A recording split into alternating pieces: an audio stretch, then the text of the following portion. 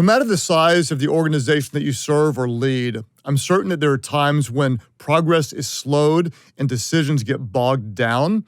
That's why in this episode, we're talking about eliminating distractions in a podcast I've entitled, Cut the Slack. This is the Craig Groeschel Leadership Podcast. Hey, welcome to another episode of the Craig Groeschel Leadership Podcast. I'm really honored and excited that you spend a little bit of time with me.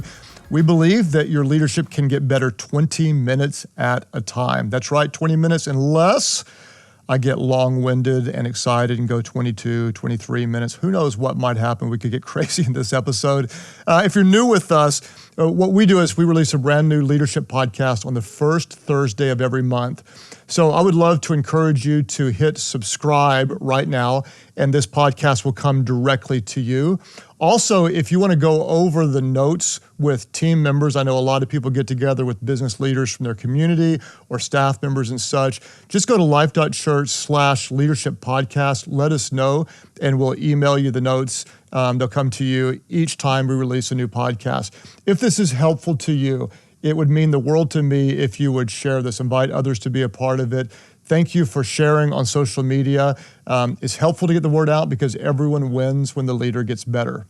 Let's dive into content that I hope will be helpful to you as a leader and in your organization. Here's what I know about your organization. If you're like any other business, nonprofit, family, or whatever, you have real inefficiencies in what you do. We all do. We've got overly complicated systems, unnecessary policies, excessive procedures, sometimes inefficient meetings, and the list goes on and on. In fact, to set up the teaching today, I'm going to give you an imaginary example of the kind of thing that happens in our organizations almost every single day. I'll give you 4 characters in this example. There will be a boss, an assistant, an intern, and a supervisor, and watch how many different times this conversation gets bogged down in what I call slack. Here's the example. A boss wants to know if an intern is interested in a project, so the boss emails the assistant to inquire about the intern's interest, but the assistant is away from the office at the dentist and doesn't check email until the evening. Slack. Then the assistant waits until the morning to text the intern's supervisor about the intern. Slack. The supervisor's in meetings all day. Slack. Early afternoon, the supervisor sends a clarifying question to the boss's assistant, but the boss is traveling, so the assistant doesn't talk to the boss until the following day. More slack. The next day, the assistant asks the boss a question. The boss gives an answer. The assistant writes down a reminder to send the response to the supervisor, but doesn't do so until late in the evening. More slack. The supervisor doesn't check email until the following day, slack, and realizes the intern is a qualified candidate, but the intern's out of town for a wedding. So the supervisor presents the opportunity to the intern early on Monday, and the intern is excited, but since she's a newlywed, she wants to talk to her husband about it. The intern comes in the next day, slack, and says, let's do it.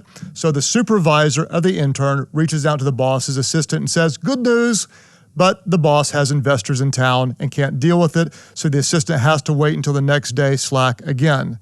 After who knows how many days, you have these kind of things in your organization. I know you do. I do in mine. Finally, the assistant tells the boss the intern is in, and the boss apologizes, looks a little bit confused, and says, oh my gosh, since it took so long, we decided not to do the project at all.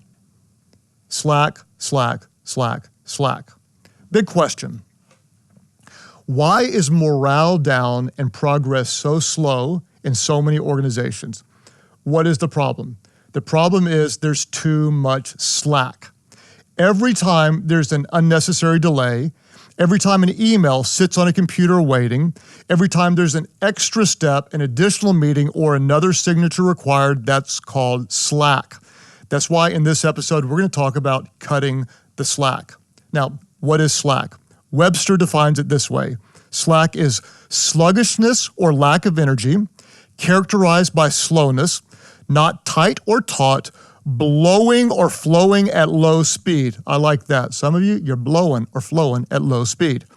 Organizationally, here's my definition for slack. Slack is any activity that absorbs resources but creates little to no value. What is slack? Any activity that absorbs resources but creates little to no value. Slack is the lost time between the question and the response. Slack is the missed opportunity before the need is actually met by the supply. Slack is the extra cost between what's necessary and what is actually wasted. It's the extra steps, it's the unnecessary rules, it's the burdensome policies costing your organization more than you could possibly imagine. What are some of the costs of organizational slack? Organizational slack costs us. It cripples progress. It frustrates your team members more than you could ever imagine. It depletes morale. It erodes the quality of whatever you do. It increases expenses. It decreases profit. It robs you of impact. Here's the bottom line. You could do more. You could produce more. You could help more people, but more of your time, more of your money, more of your energy is going to slack and not to your stated goals and objectives. Now, why do we experience organizational slack? Why do we have so much of it? Because slack is a natural evolution of a company or organization. In fact, what do we know about all organizations? Organizations never drift towards simplicity. Let me say it again, this is important. Organizations, your nonprofit, your business, your startup, whatever, they never drift toward simplicity. No one ever says, oh my gosh, we doubled in size and we accidentally became more efficient. What do we know? Growth creates complexity and complexity kills growth. Let me say it again, this is so important. Growth naturally creates complexity, and when something becomes overly complex, eventually that kills growth. What I want to do is I want to talk about cutting the slack both organizationally and personally. In this episode, we're going to stick to organizationally. In our next month's episode, we're going to talk about it personally as it applies to you. Now, when it comes to organizational slack, what is our goal? We have one goal and one goal only. Here's our goal. What we want to do is simplify or eliminate all policies, processes, or unnecessary steps that take too much time, cost too much, and add too little value. Let me say it again because it's very important. We want to simplify or eliminate all policies, processes, unnecessary steps that take too much time, cost too much, and add too little value. Why? Because if you're overrun with complicated processes and rules, you're going to find yourself bogging down in every way. Why do we have so many of these policies? Well, whenever someone makes a mistake, what's the natural response? Someone usually makes a policy. Someone messes something up, so someone creates a new rule. In fact, Jason Fried calls policies organizational scar tissue.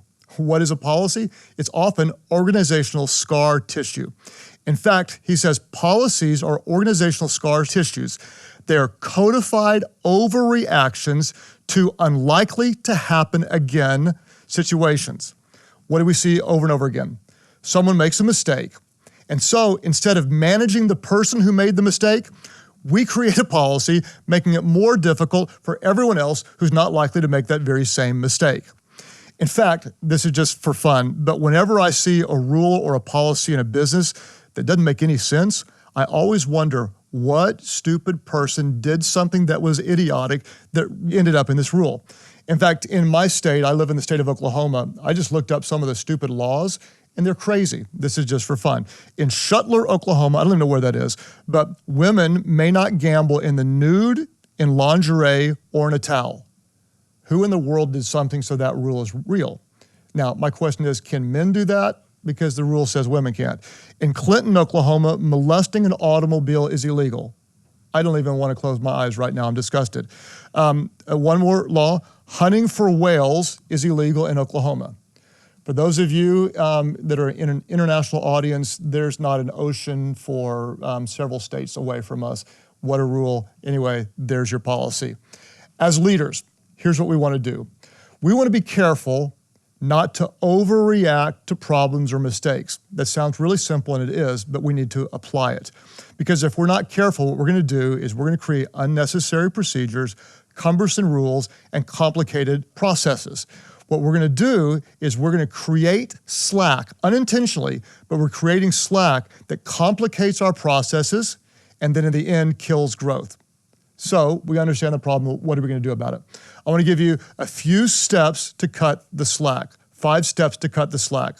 What are we going to do? We're going to kill a rule, cut a meeting, remove a step, empower a person, and repeat the process. Let me say it again. Kill a rule, cut a meeting, remove a step, empower a person, repeat the process. Let's talk about it. We're going to kill a rule. Whenever you see in your organization an unnecessary rule that slows decision-making or action-taking whenever possible, kill that rule. For example, in my organization, one of the things we used to do is we managed vacation time for our team members. And maybe they'd get 2 or 3 weeks or whatever. And it took us a lot of time to track how much time they're actually taking off.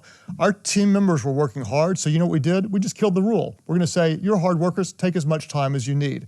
In fact, in our organization, we don't have to talk people into not taking time off because they work hard. We have to actually say, hey, please take time off. Let's not have a rule, let's not track it. Let's just say you're great people, work hard, take great time off, we're not gonna manage it. We killed a rule, we freed people, and we have a better outcome. Kill a rule. Wherever there's a rule that slows things down, that's unnecessary, kill that rule. Secondly, cut a meeting. Cut a meeting. In fact, there's a classic book by my friend Patrick Lencioni called Death by Meeting. You may want to look at it. Pat says, meetings are not inherently bad, but bad meetings are a reflection of bad leaders. We've all been in bad meetings that are inefficient or ineffective. What we want to do is we want to look at all of our meetings and ask ourselves some questions. Can we get the same result without this meeting? Oftentimes, just email communication or even a touch base can save a long meeting. Another question, can we get a similar or better result without this meeting? Another question, if the meeting was a different length, in a different place, had fewer people, would we have a different result? Here's what I like to do. I like to experiment with the frequency and duration of meetings. So maybe you're meeting weekly. You might ask yourself, what if we met just 2 times a month? What if we met just for a quarter? If we're meeting for 2 hours, what if we cut the meeting time down to 1 hour? I'll give you an example. I have a monthly finance meeting where we look at all of the resources and numbers for our church.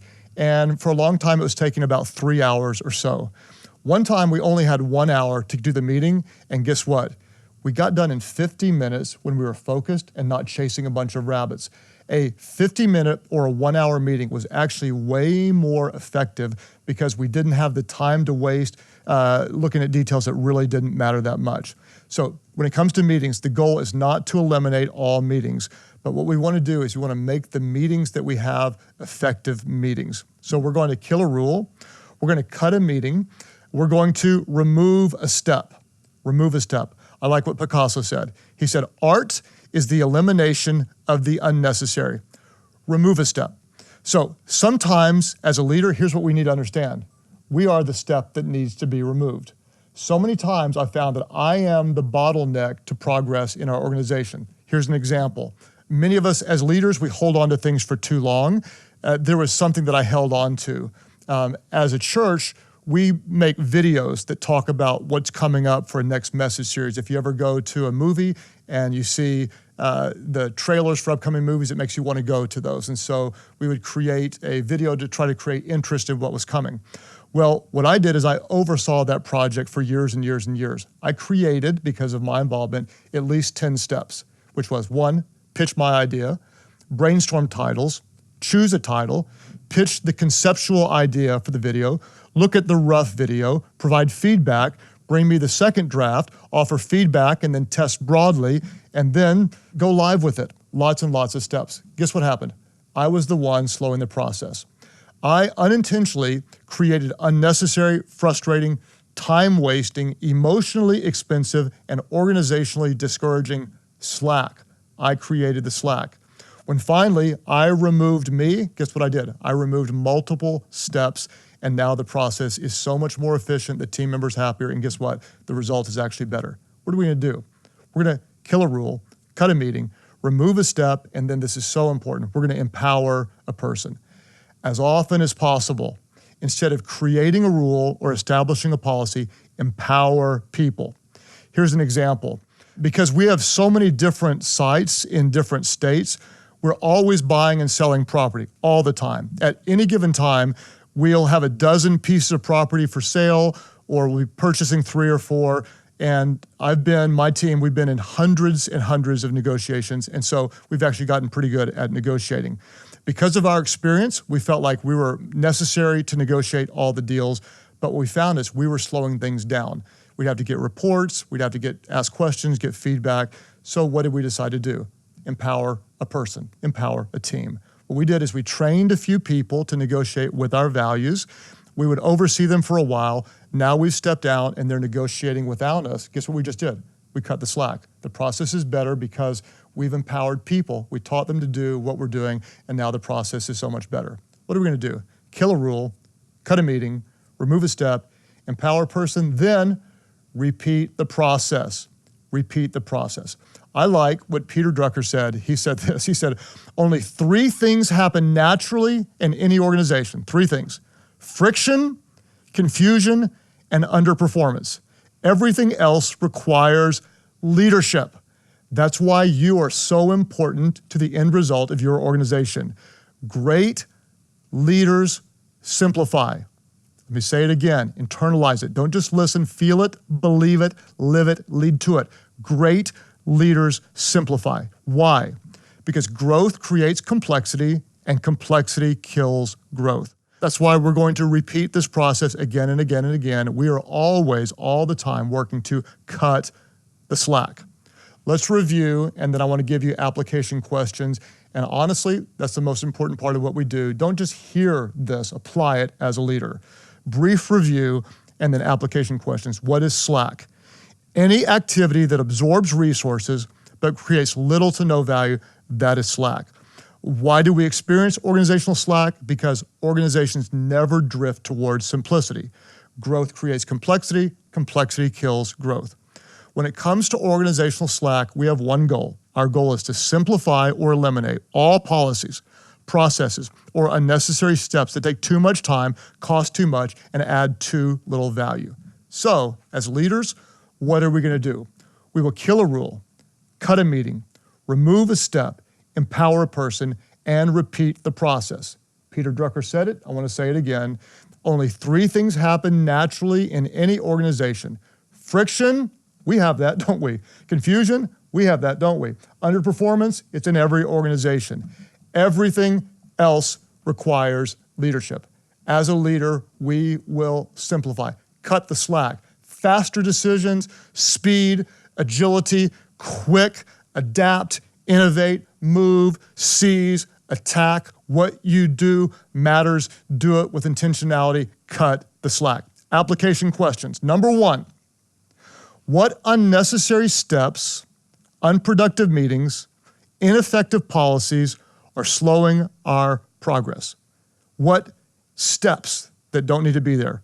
What meetings are too bogged down or too frequent or have the wrong people? What ineffective policies are slowing the progress? And this is really important. You want to diagnose this and you want to tell the truth. Just because you've done it for a year, 5 years, 10 years, whatever, don't institutionalize what you've done in the past. Ask it, be honest, work with your team members. Let your team members critique your leadership. You may be in the way. You may be the unnecessary step. Have the courage to remove yourself to empower other people. What steps, what policies, what's slowing progress? Accurately diagnose it and tell the truth. And then number 2, what rule can you kill? What meeting can you cut? What step can you remove? Or what person can you empower to remove the slack? This really, really matters. If we can take out whatever is unnecessary, do what's important, do it with urgency, we can actually make a difference in this world. You're a leader. Lead to the results that you want. Now, in the next episode, we're going to talk about simplifying our lives and our own leadership. Cut the Slack Part 2, and this one will speak directly to what you do and don't do as a leader. I am honored and grateful that you spend a little bit of time together each month. I really believe that we can get better together in 20 minutes a month, sometimes longer if I get long-winded. Thank you for rating this or reviewing it. If you do that, it actually makes a big difference. So if you haven't written a review, it'd mean the world to me if you do that. Also, please share this with others. I'm looking forward to our next episode. I think it will really speak to you and stretch you as a leader. And thank you for sharing resources that help stretch me. Be yourself. Bring your best game. Remember, people would rather follow a leader who's always real than one who's always right. Thank you for joining us at the Craig Groeschel Leadership Podcast.